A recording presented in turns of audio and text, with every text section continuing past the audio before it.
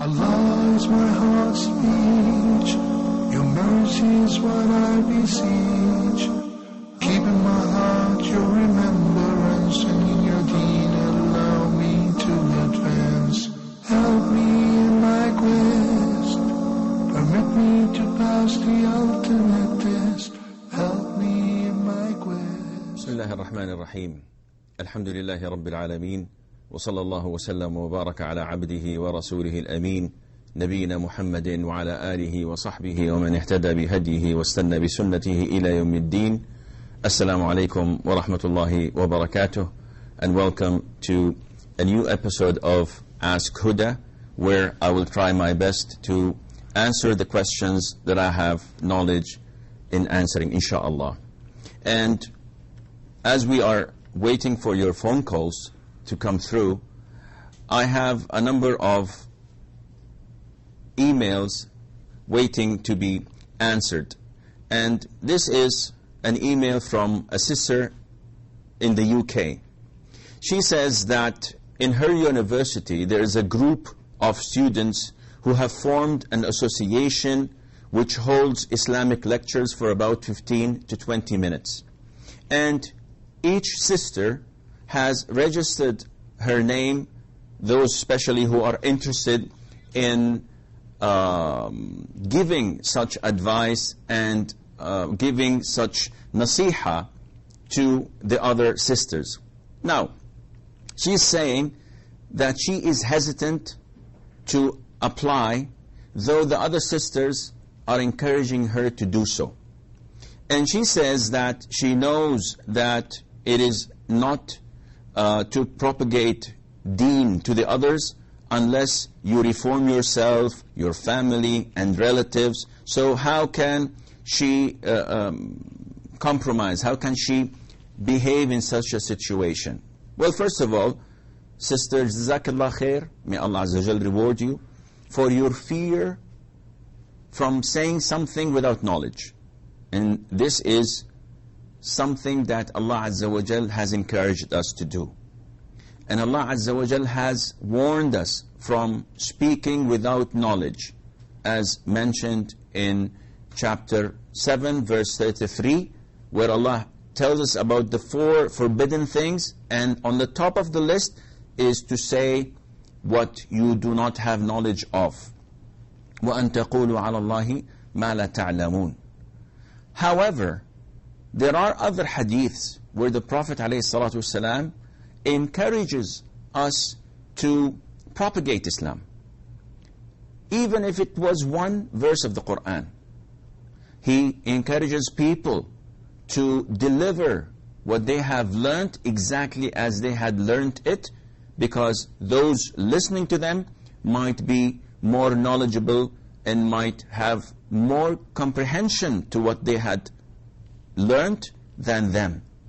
Therefore, it would not be logical to ask you to wait until you reform yourself, your relatives, your loved ones, your neighbors, your family, and then after doing that you would propagate. This is not logical. Simply because the Prophet ﷺ did not do that. Once he was instructed to deliver the message, he did. Shaitan did not come to him and say, listen, your uncle Abu Lahab did not accept Islam, your uncle Abu Talib did not accept Islam, this and that. No. He immediately delivered the message. Now, this doesn't mean that you should not work on yourself. You should work on yourself. You should try to fix your shortcomings and to avoid them as much as possible. But this might not be with immediate effect. This may take a little bit longer than you think. However, this would not prevent you from delivering, from preaching, from advising others with things that you have knowledge and you know that you can benefit people with it.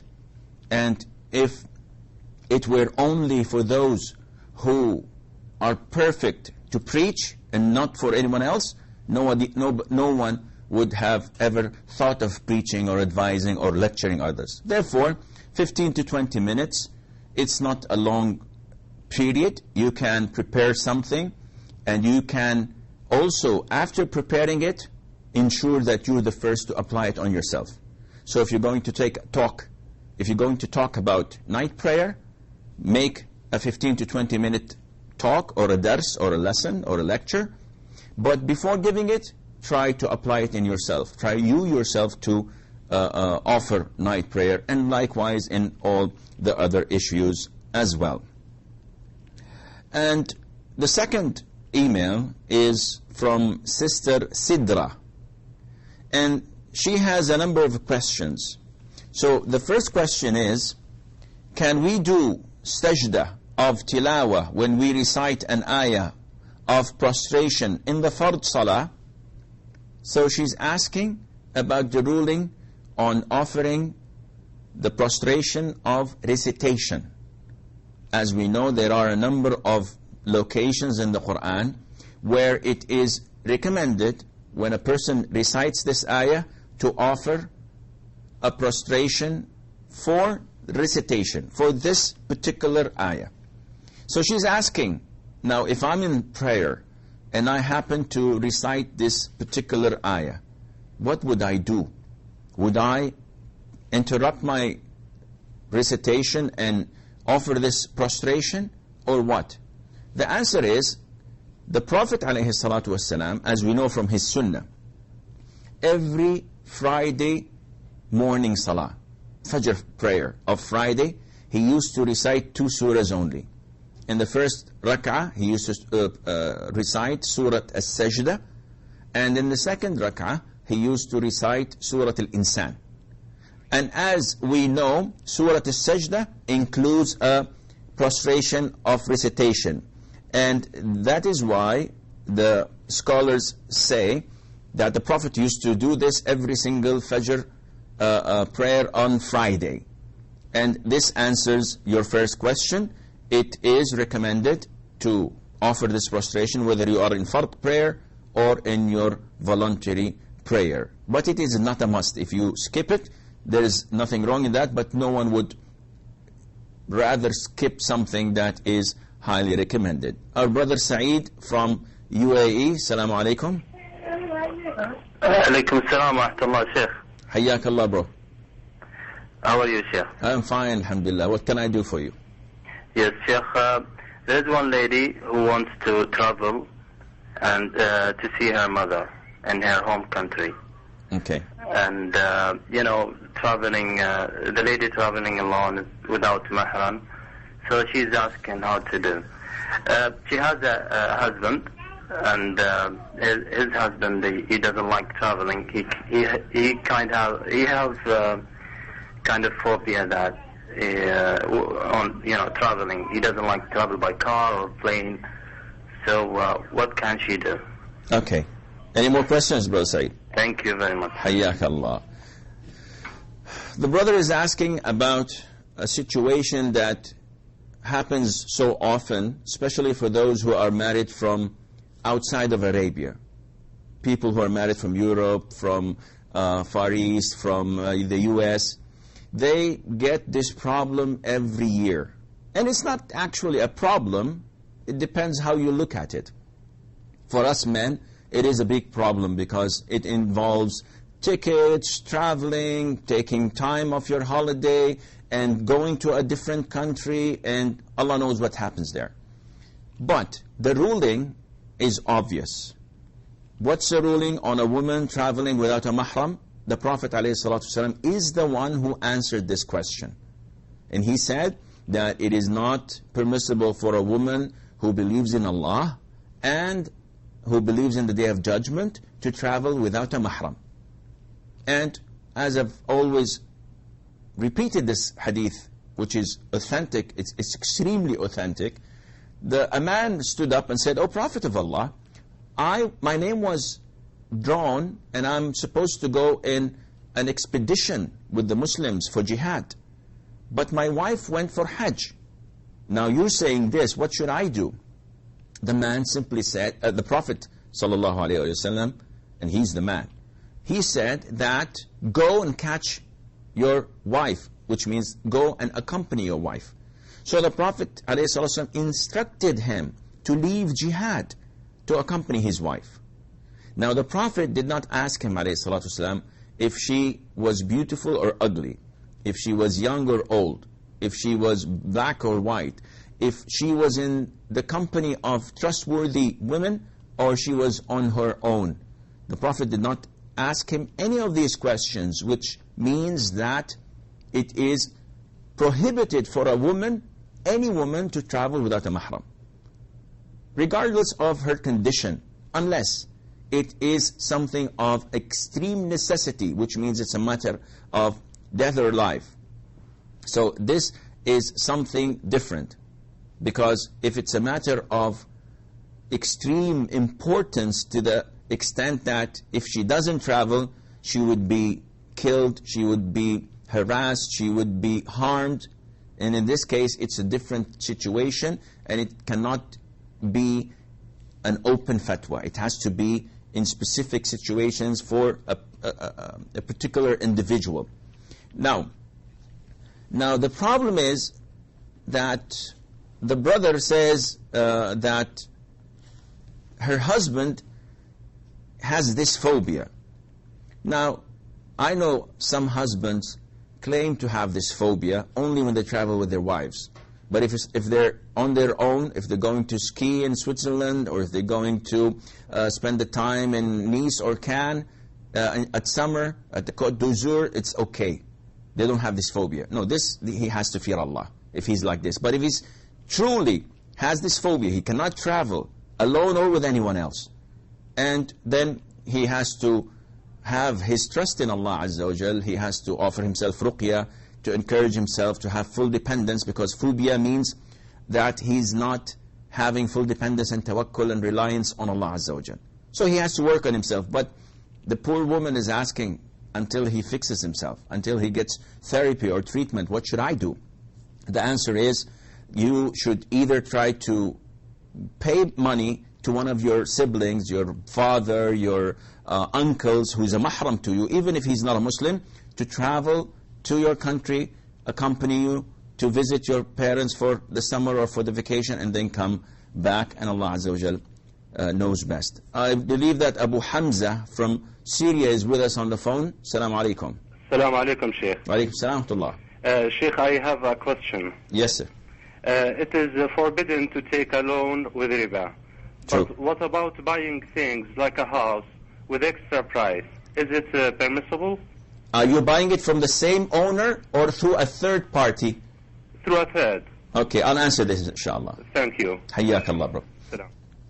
The brother is asking about the ruling on buying property, buying items, buying a car through installments, but not from the owner himself, rather through a third party. This is not permissible when the third party actually does not have any risk on him. Meaning, it's like Sheikh, the Jew. He just sits there with all the money in front of him, and Tom and Harry, they both want to exchange something. One wants to buy and the other wants to sell. However, the one who wants to sell does not want to wait. He wants the money in cash. So they go to Sheikh, the Jew, who is most famous in dealing with riba, with interest, with usury. So the one wanting to buy, he says, listen, I'd like to buy this man's car, but I can't afford it. And he wants 100,000 in cash. So this Jew, this person dealing in riba, says, no problem, I'll buy it for you, but you will have to buy it from me for 125,000. So it's 25% interest. If they all agree, then the transaction takes place. I give this man his 100,000, and I take the car and give it to that man, and he owes me 125,000. This is completely forbidden, because there is no risk on my part. It's exactly as if I lent this man 100,000 and he is going to pay it back to me 125. I don't even know what the color is, the car is. I haven't seen it. Likewise with your house. When is this transaction permissible? When there is risk on the third party. And how is that? I go to the bank and I say, oh bank, do you see this house in this street? on the street, number so-and-so, and the bank acknowledges of it. We say that I'd like to buy this house. Only when the bank goes without any obligations from my part, when he buys the house and takes it in his possession, and now he's stuck with it, only then, if he comes to me and says, listen, I bought it for this, and I'm going to take 20% interest over you. Are you interested? If I have the free will to accept or refuse, this is legit. And the buying and selling is halal. But if I was compelled to buy from him because he already took my signature or took my checks up in advance, so now I'm forced to buy it, this is haram and it's not permissible. I believe we have a break. Stay tuned, inshallah. We will be right back.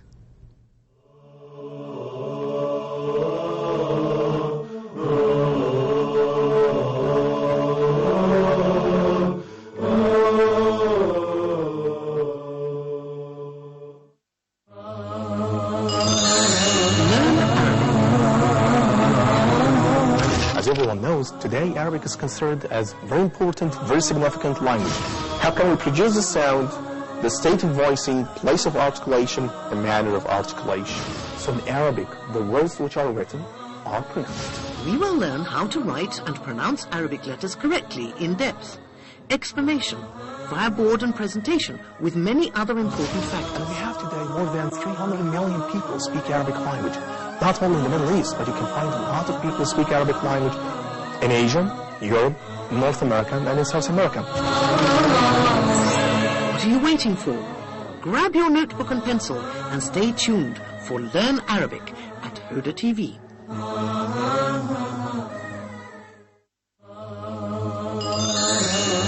Ark of Noah.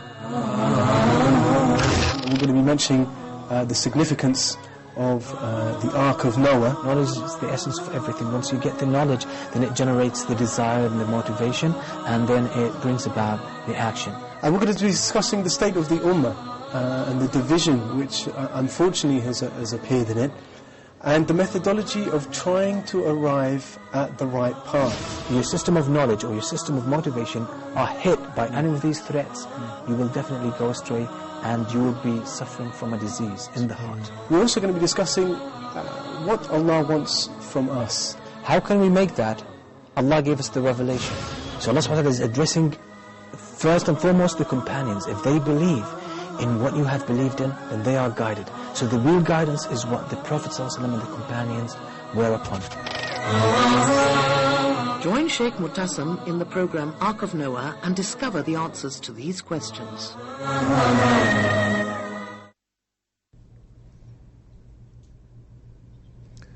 Assalamu alaikum wa rahmatullahi wa barakatuh, and welcome back. Sister Sidra had a second and third question.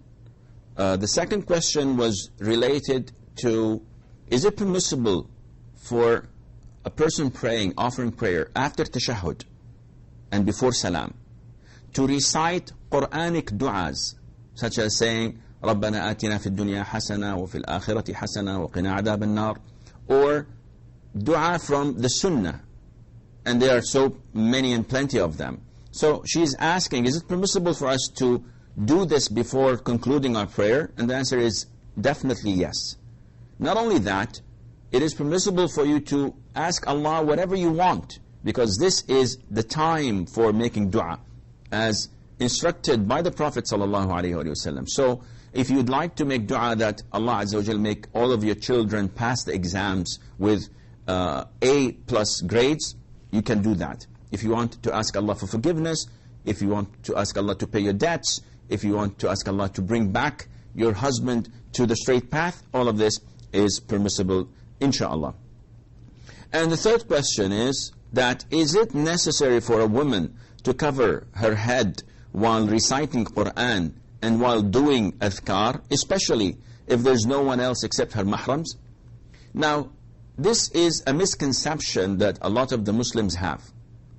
It is not at all mandatory, nor it is part of the sunnah for a woman to cover her hair or to wear the hijab when she's reciting the Qur'an or when she is making dhikr. And I've heard also this question so many times. A lot of the sisters ask, and they say that the elders, whenever the adhan is being called, they start to wear the hijab. So is this part of the sunnah? And the answer is definitely not. This is part of innovation. You are not supposed to cover yourself unless you are in the presence of non-mahrams, or you are praying, you want to pray. Other than that, you are at the comfort of your own home, surrounded by your mahrams. There is no need for you to do any such thing. And furthermore, Dr. Uthman Abu Bakr sent us an email asking about the kind or the type of a dog that when passing in front of a person offering prayer, this would interrupt his prayer and it would void it. And the answer is in the hadith. But maybe some of you may not know this fact. Well, it is an authentic hadith in the Sahih, where the Prophet ﷺ told us that if a person is not praying to a sutra, is not praying to a visor or a petition, and a woman, a donkey, or a black dog passes between his footsteps and where he prostrates, then his prayer is void. And this hadith was not accepted by Mother Aisha, may Allah be pleased with her, thinking that this was something different to what she believed in, because she had a misconception.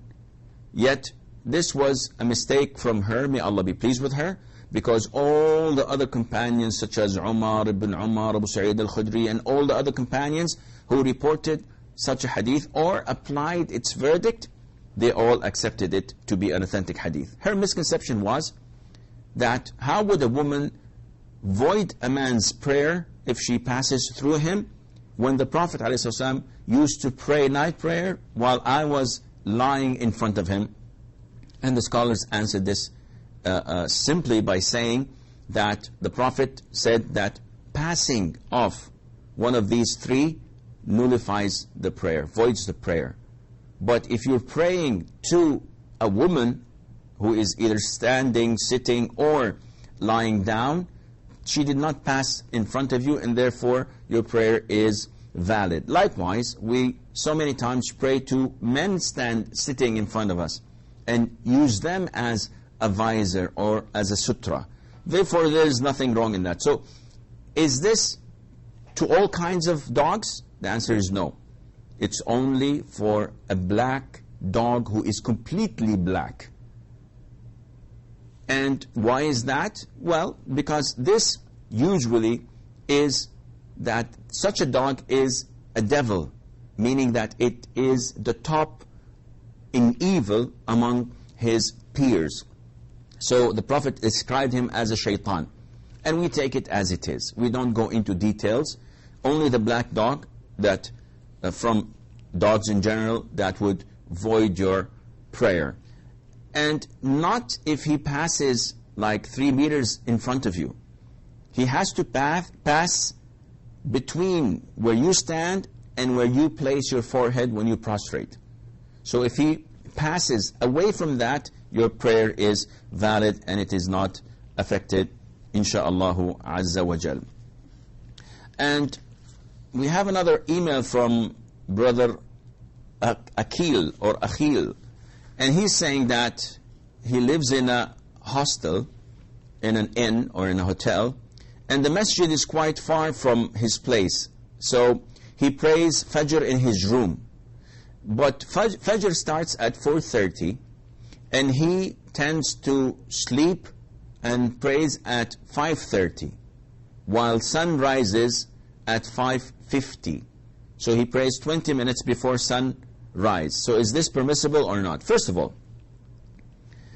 it is not mandatory for you to pray in the masjid if you are away from the masjid, to the extent that if you were in normal conditions, no concrete buildings, no air conditionings, no car noises, if in normal conditions a man comes up on top of the roof of the masjid and starts to shout the adhan, the distance that his voice would reach within this vicinity, you are obliged to attend the prayer in the masjid.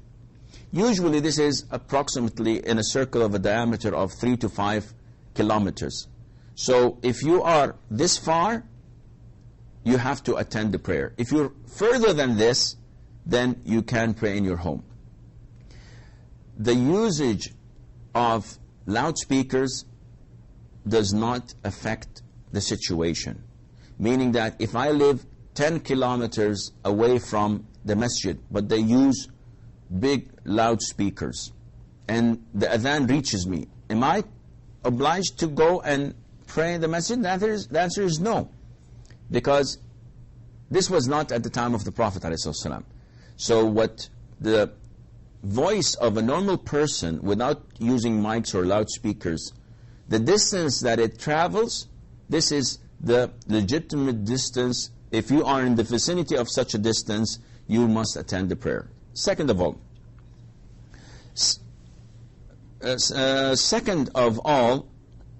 the second point is that postponing the prayer until it's just about Fajr or just about sunrise, this is not permissible. Though your prayer is valid, but the Prophet ﷺ warned us and told us that this is the prayer of a hypocrite who waits and anticipates until the sun is just about to set. He prays Asr like a hen or whatever, just doing prostration and ruku' in a very fast motion and manner. Likewise, those who wait until the sun is about to rise and pray Fajr, deliberately, this is not recommended.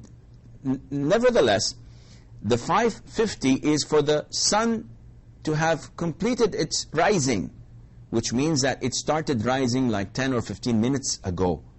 Therefore, the minute the tip of the sun rises, this is no time for praying Fajr. Khalas, your Fajr is gone, and you're sinful by doing this. Therefore, you shouldn't take your time and enjoy sleeping until it's 10 or 15 minutes before sunrise, as this is a very dangerous zone. Brother Sahrud from Saudi Arabia, Assalamu alaikum. Wa alaikum assalam, Sheikh. No, actually, my name is Shehroz. Shehroz? Yes. Okay, I apologize. That's all right. Sheikh, I had a question. I'm a student, and I'm going to start grade 12. And my parents are deciding to send me to a boarding school in India, where it's not a Muslim school. And I want to take the Quran with me, but you know, India has a minority for Islam, and and there are many cases where the Muslims are victimized because they're Muslims. So I don't know if I should take the Quran with me in this case or not. Okay, I'll answer this question, inshallah. Thank you. Hayyakallah, bro. The question of the brother is that he's supposed to go to a boarding school and he's going back to India, and he's complaining that the Muslims are a minority, and he's afraid that if he does take the Quran, that it might be humiliated, that it might be attacked, or so he's asking, can I take the Quran or not? First of all, I disagree with you.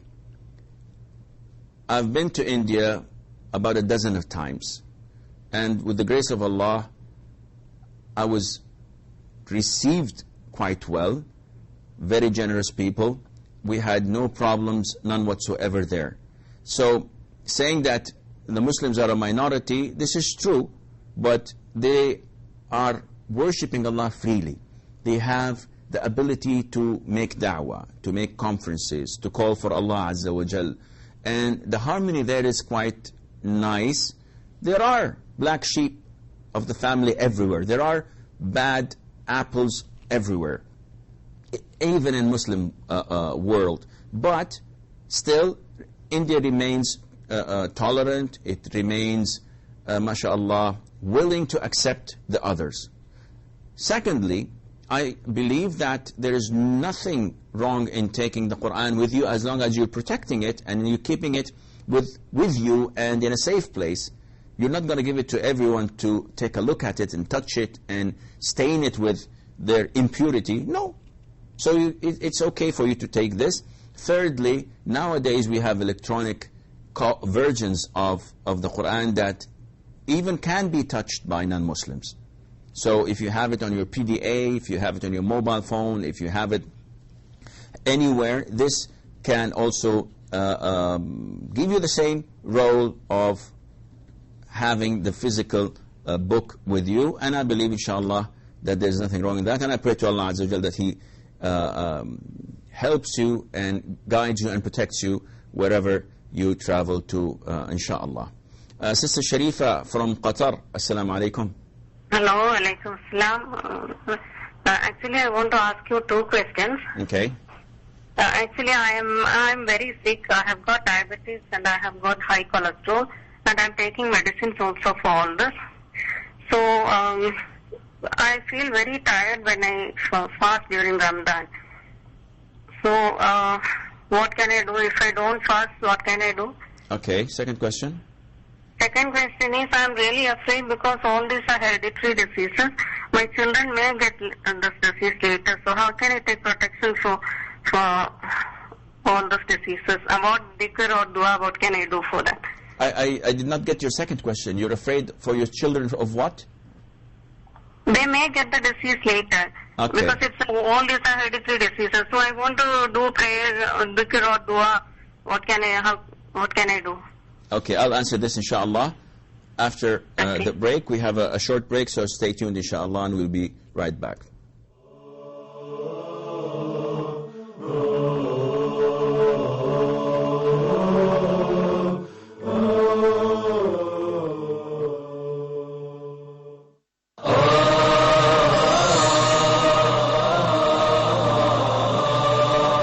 The tension there, what about the North Korean nuclear program and the six-party talks? How will the tension there affect a relationship between US and China? They did that early in 1993, and after long discussion and negotiation, finally they stopped the program. Will the world be able to stop this flow of secrets? Will it affect international relations? Or will there simply, basic known facts for most experts and most diplomats? And we don't know if there's more to come. It's information war.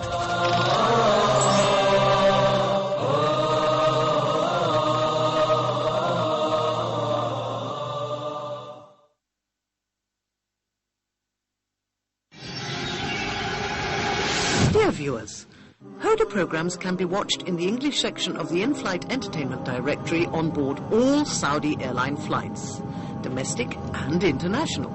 Sit back, relax and enjoy watching Huda's entertaining and enlightening shows on your trip. Huda wishes you a safe and successful journey. Huda, a light in every home.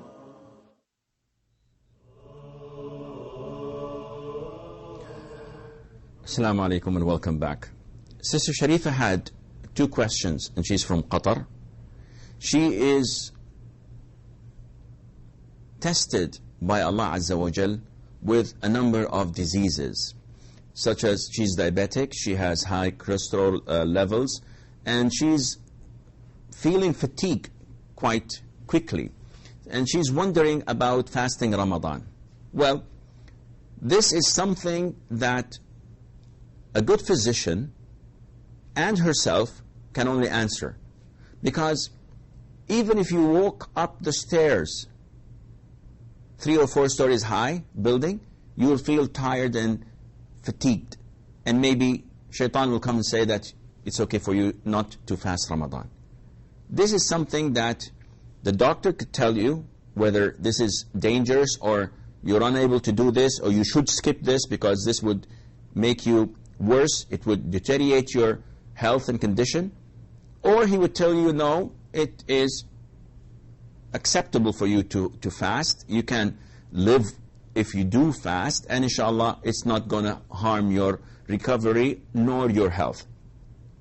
And it's also up to you, because if you fast for 6 and 7 hours and then you feel that you're going to faint and you feel that you are unable to think or communicate or do anything in this case, yes, you can break your fasting. And we have to look, will you ever be able to fast during the year? Meaning that now it's summer, the day is too long. Okay, what about when it's winter, when the day is like 10 hours or less or a little bit more? So do you think you can fast then? If the answer is yes, in this case you have to make up the missed days in winter or whenever you're able to do this. If the answer is still no, I'm chronically ill and the doctors say that I'll never recover from this and I would not be able to fast any more till the rest of my life, if this is the case, then you have to feed one person for every day you miss in Ramadan. Ibn Abbas, may Allah be pleased with him, used to do this at the end of Ramadan. So after 30 days or 29 days, depending, he would gather 29 or 30 poor people, he would cook a lot of food for them, he would serve it to them, and they would eat, and alhamdulillah.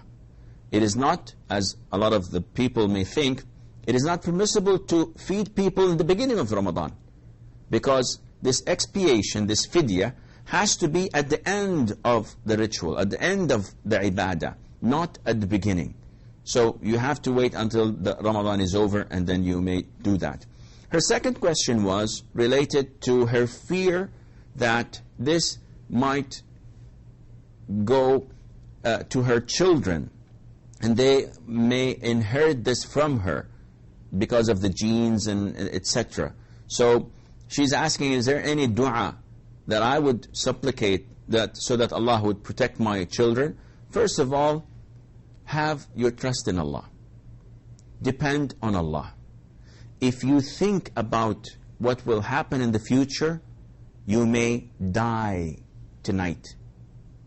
If I sit back and just, I'm relaxed, and I'm thinking, what would happen to my daughters? What would happen to my wives? What would happen if I break a leg? What would happen if I fall and my spinal cord is cut and I'm paralyzed neck down? Where can I get income from? Who will protect my family? I would die if I do this. And do you think, no matter how hard you try and think about things, that you can orchestrate life? This is something in Allah's hands. Don't neglect everything, saying, let it be. Whatever is going to happen is going to happen. I'm not going to think about the future. I'm not even going to plan for a good future. I'm not going to work. I'm not going to study. I'm not going to do anything. Whatever Allah Azza wa Jal decreed, it will happen. This is insane. But at the same time, don't ever think that you will have the perfect plan and that you will have it as you want it. It will happen as Allah Azza wa Jal wants it. So have your dependence on Allah. Have your reliance on Allah, and don't think about your children. The one who protected you and the one who made you grow up to be the person you are is the one who is going to take care of your children and make them, inshallah, leading a happy life. Is there any harm in making dua? Not at all. Is there any prescribed dua? Only those hadiths that the Prophet ﷺ used to supplicate to Allah Azza wa Jal in the morning and the evening. For example, the long hadith, and you will find it in the fortress of the Muslim. Allahumma inni as'aluka al-afiyata fi dunya wal-akhirah. Allahumma inni as'aluka al-afwa wal-afiyah fi dini wa dunyai wa mali wa ahli. So you're asking Allah Azza wa Jal for afiyah, for forgiveness and for good health and for protection from all calamities in your religion, in your body, in your wealth and in your family. The Prophet used to observe this long dua. It's longer than this, but it is beautifully stated by the Prophet ﷺ as usual. So if you listen to it and if you do it yourself, you will find, inshallah, great reward at the side of Allah. Brother Abdullah from Nigeria, Assalamu alaikum. Yeah, wa alaikum assalam. Yes, brother, what's your question? Hey, Sheikh, I'm asking about how people in Nigeria, that they are Muslim, but they are dressing anyhow, they are just naked. And their prayer, they don't know what their reason is it. And please, am I unable to understand you? Who are you asking about? What are these people? I mean, the people that are Muslim, but I don't know what the reason is. They don't know the right thing to do. They're dressing anyhow. And their prayer.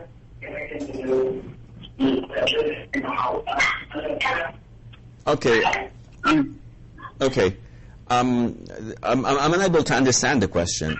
Apparently, Brother Abdullah is asking about a certain group who are dressed differently and they don't know what they're doing. I don't actually know what they're doing. So, unfortunately, I can't answer your question. Maybe if you would like to write it down, think it over, and write it down in an email and send it over, I'll, inshallah, try to address this issue later on. Sister Nigar sent an email, and she's complaining about how her husband had changed. She's saying, subhanallah, we had a beautiful relationship and my husband was very caring and loving. Whatever little things I used to advise him and tell him about, he used to do them. So whatever advice I would give him about Islam, he would, mashallah, do it, and get the energy for that. And now, subhanallah, he has changed. And nowadays, he doesn't seem to like any things related to sunnah. And when I tell him to follow or to do this, he gets angry. And she prays for him that Allah Azza wa Jal would return him back to being the good man he was and being the love of her life in her marriage. So she's depressed. Well, this is a test from Allah Azza wa Jal. You cannot have life going on the same pace. You have your ups and you have to have your downs. And this life is not an easy ride.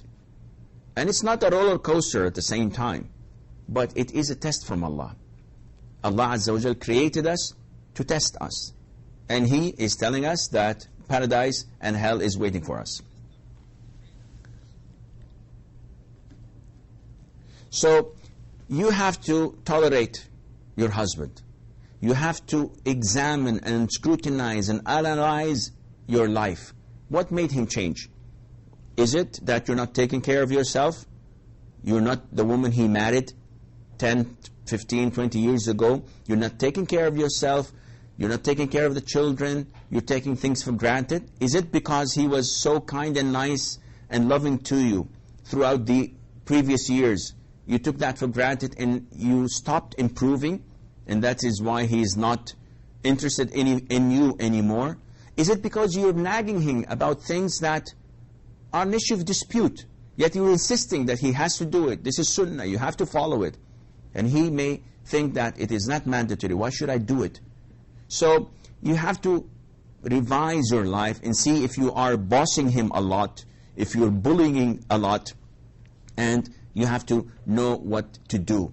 If nothing is applicable in your case, and you are the same soft and nice and loving and caring woman, in this case you have to look into his life. What has been introduced to his life? A new job, a new career, lots of debts, lots of financial obligations, and you have to think how you can improve his life. And finally, if nothing works, you have to communicate with him, tell him, speak out your heart, and tell him that you would love to sit with him and with a third person who would give you marriage counseling. This may help, inshallah.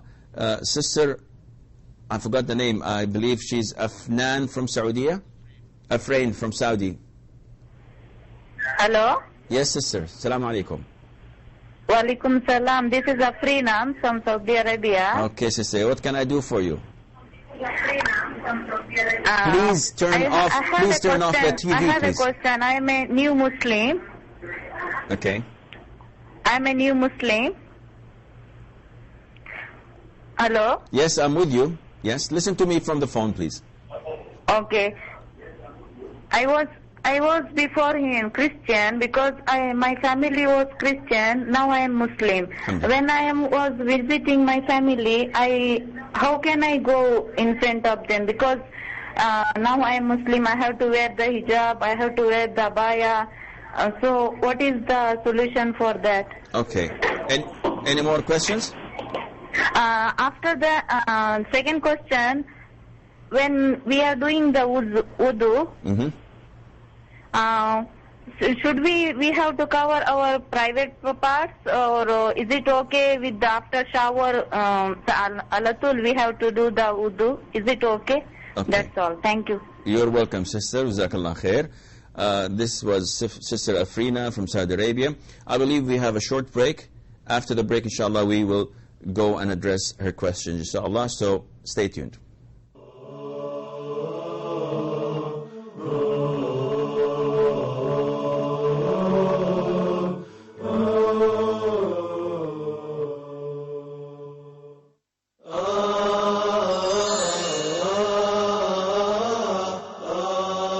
The main concepts of Islamic economics, how is it different from the Western theories?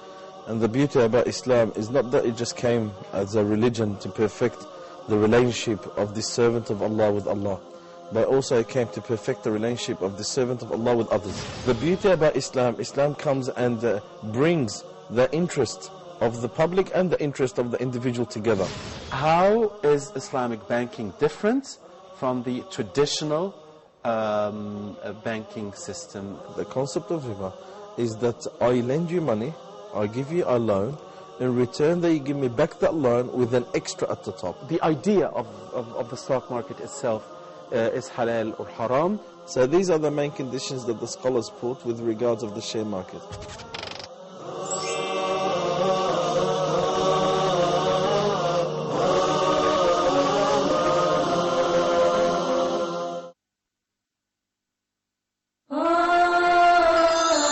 Let's talk. So this is something that you have to point out to them in the Bible. It's something which is, I think, very rarely needed by the youth, which is staying firm on the truth. This is just one of the greatest examples for me of how to control your anger. Within the framework of being the cleanest religion, the cleanest jurisprudence, and in the meantime, the kindest religion to animals. Watch Let's Talk with Khalil Amanet as he interviews guests and discusses a variety of topics, everything from youth issues to religious issues. Join us here on Huda TV.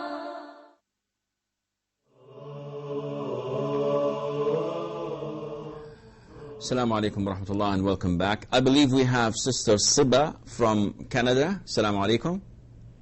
Wa alaikum assalam wa rahmatullahi wa barakatuh. How are you, Sheikh? I'm fine, thank you. Jazakumullah khair. Okay, brother, I have two questions. Okay. My first question is, in India, when we were young girls, and we were taught that when a girl experiences her period, and whatever dress she wears, whether an outer garment or an inner garment, everything has to be washed once she becomes clean from her periods, like once she takes the ghusl. But you know, sometimes a situation comes when you are in your periods and you have to wear a dress which cannot be washed, like often or something like that. And as you know, the dry cleaning is quite expensive out here. Okay. So I would like to know, is this ruling true when it comes to wearing any dress, whether I'm not talking about specifically inner dress, even an outer dress like a jacket or something? I'll address this inshallah. Second question? And my second question is, if a woman is experiencing her period and she reads her askar, the morning and evening askar, but it's not memorized, so she reads it from a book. Can she read it while she's in her period by holding the book in her hand and reading from it, actually? Okay. Okay? And Jazakallah khair. We go back to Sister Afrina's question, and she says that she is a newly reverted Muslim. MashaAllah, tabarakallah, may Allah bless her and bless those who led her to finding Allah Azza wa Jal and the true religion of Allah. And I give her the glad tidings that all of her sins are wiped away, alhamdulillah, and she now is starting a new chapter. Now, regarding visiting her family back home, and they're still Christians. She's wondering how would she be dressed. Well, for those who are mahram to you, meaning that for your father, for your siblings, brothers, for your nephews, for your uncles, they are your mahram, meaning that they are not permitted to marry you no matter what. They are your blood relatives that can never ever marry you. So for them, you can sit in front of them like you sit in front of other women, meaning that you can show your hair, your neck, your arms, the lower legs, etc. Sitting in the home like you sit with your brothers and sisters. There's nothing wrong in that. To those who are foreigners, whether they're Christian or Muslims, even your cousins, whether they're Muslim or non-Muslim, you have to be fully covered and wearing the hijab from them. So if you're asking about your siblings and your parents, then you have no problem. If you're asking about situation where the house is mixed, cousins and second cousins and people who are strangers to you, in-laws, for example, you're here and there, in this case, no, this is not permissible. You have to stay and remain fully covered and not to associate yourself with those who are not permitted for you to do that. The second question is regarding covering the awrah when performing wudu. If I'm performing ablution for prayer, do I have to be fully covered, or can I do that while taking a bath? The answer is no, you don't have to be fully covered. If you wake up in the morning and you go to the bathroom and you're only in your underwear, for example, and you perform wudu, your wudu is valid, and you don't have to cover your awrah for that. We have a caller from Saudi. I did not take the name. Abu Zubair, Assalamu alaikum, Abu Zubair. Hello, Assalamu alaikum warahmatullahi wabarakatuh, Sheikh. This is Abu Zubair from Saudi. Yes, brother. What's your question? My question is regarding the Surah Fatiha recitation in the loud prayers like Fajr and Maghrib and Isha. Okay. If the Imam has completed the Surah Fatiha, is it compulsory for us to recite it, or just to follow the Imam with the Got your listen question. to the surah what he is reciting it? Got your question. Any more? No, sir. Thank you. Jazakallah khair. Going back to Sister Siba from Canada, she's asking about this misconception that if a woman is in her period, in her menstruation, and they had this misconception that once she is pure, once she can pray, she has to take all of the clothes that she wore and she has to wash them. This is wrong.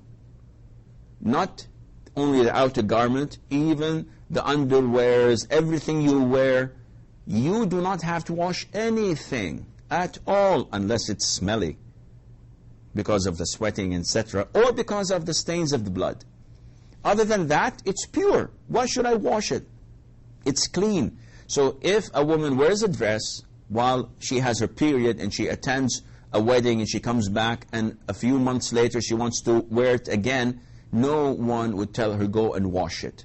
And this is not part of the sunnah. Actually, it is part of the innovation in bid'ah. The Prophet ﷺ used to share the same bed with Aisha and other wives while they had their menses, and they used to cover themselves with the same blanket. Sharing the same bed, sharing the same blanket, this means that, and the Prophet never washed his clothes after waking up. So this is a misconception. As for holding the book that contains adhkar, supplications and invocations and remembering Allah Azza wa Jal, even if you have your menses, even if you are having this major impurity, it is not a prerequisite for touching such a book.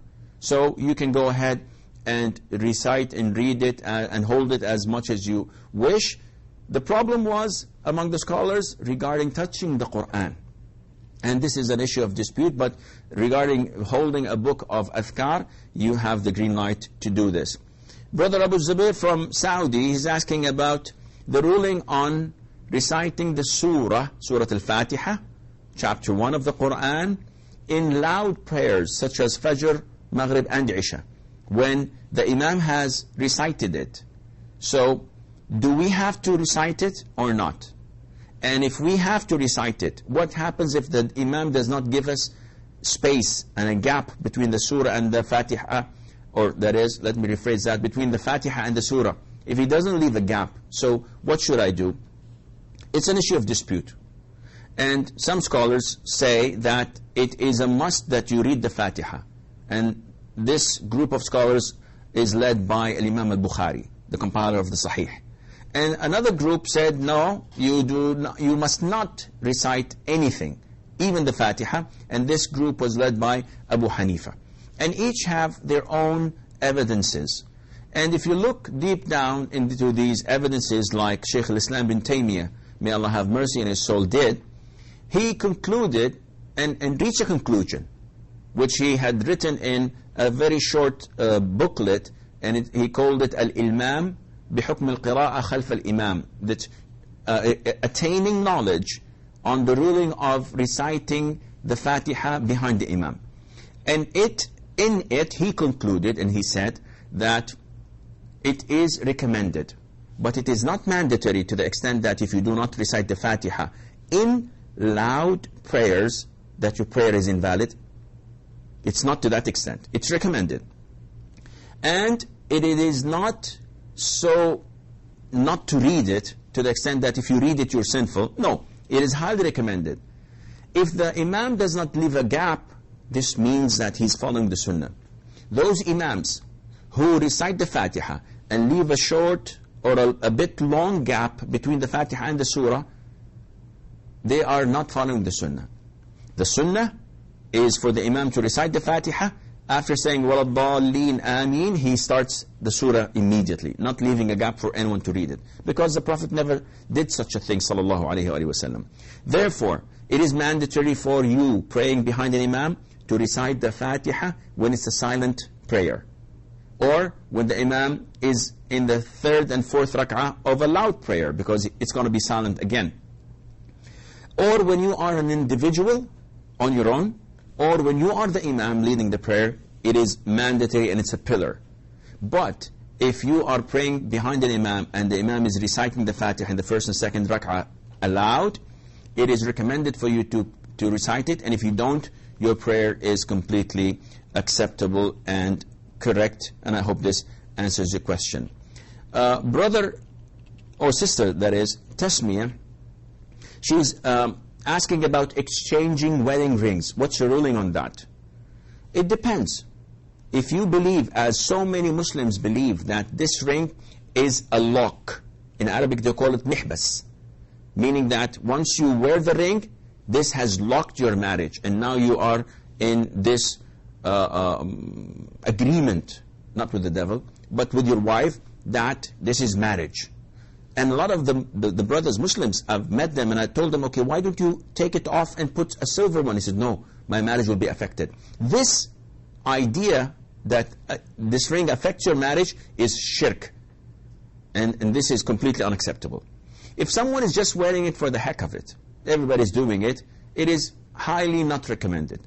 Because the origin of it is a Christian origin, where until now, the priest may hold the ring and say, in the name of the Father, the Son, and the Holy Ghost. So these three fingers are used, and it's finally put on this finger. So it's either shirk to believe this, or the least it would be to imitate the Christians. And a Muslim has his own personality.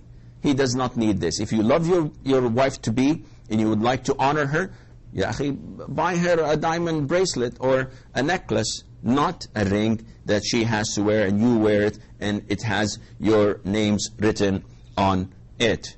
I'm afraid that this is all the time we have. So until we meet next time, fi amanillah, wassalamu alaikum wa rahmatullahi wa barakatuh. My heart's speech, your mercy is what I beseech.